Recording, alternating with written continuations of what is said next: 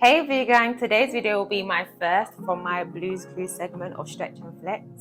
This segment will be explanatory videos going through the importance of what I teach and why. So to start with, we'll be talking about why it's important to warm up before stretching. So as already explained in my warm-up routine video, spaghetti is my favorite analogy to use, which is quite easy to understand as well. Raw spaghetti is easy to snap, which is the same as our muscles when they are cold. Training or stretching with cold muscles is easier to pull a muscle and injure yourself. You will also see very little progress.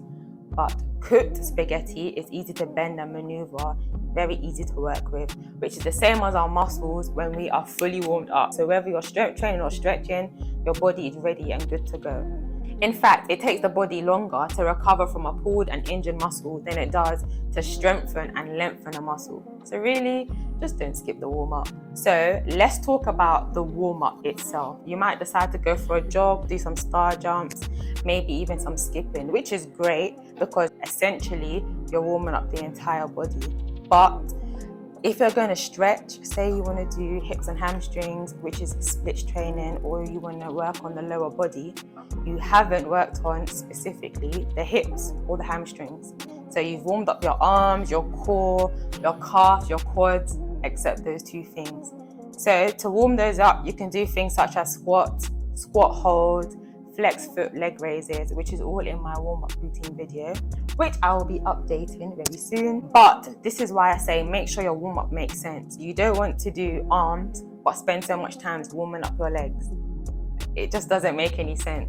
So if you're warming up your back, which is quite different to warming up the legs, during your back stretching routines, you're almost warming up your spine the whole way through. That doesn't mean that you shouldn't warm up beforehand. So beforehand, you can still go with your star jumps, etc. But also do things like back rolls, which again is in my back warm-up routine. This will all warm up the spine and just prepare your body for what you're about to put it through, basically. Let's move on to how long the warm-up should be. I wouldn't give you a specific time, but what I will say is that my warm-ups are roughly 15 to 20 minutes long, and that's the same way how I teach at my classes and my private session. Really, you should be about to break a sweat. If you're about to break a sweat, that's your body letting you know that your muscles are fully warmed up. That's literally the indication you're looking for, really. You can't just go for 5-star jumps and say, yep, I'm out of breath now, that's my warm-up done. So just make sure your warm-up makes sense. So, strength training. What we need to know is that not all stretching before training is good. We have dynamic warm-ups and we have static stretching.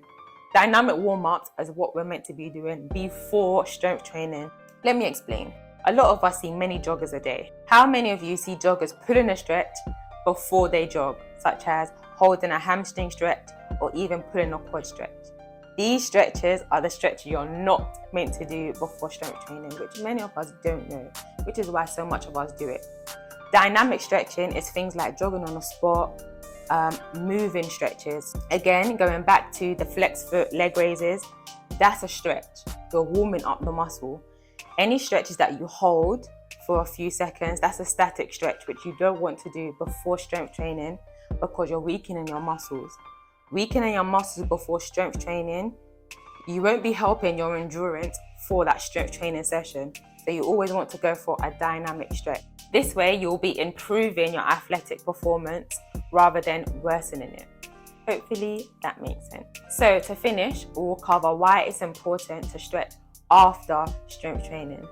This will help you to relax your muscles. Also, that pain you feel after strength training, probably even more the next day, it will not be as bad if you stretch.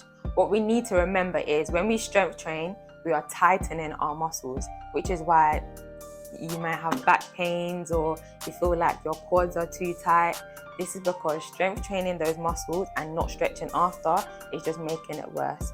Always stretch it out. It's a nice cool down, it relaxes the muscles and it reduces the pain you feel the next day.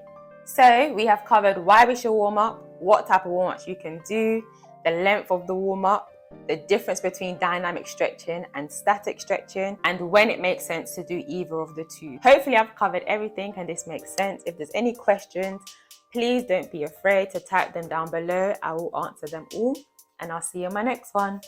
Blues Clues!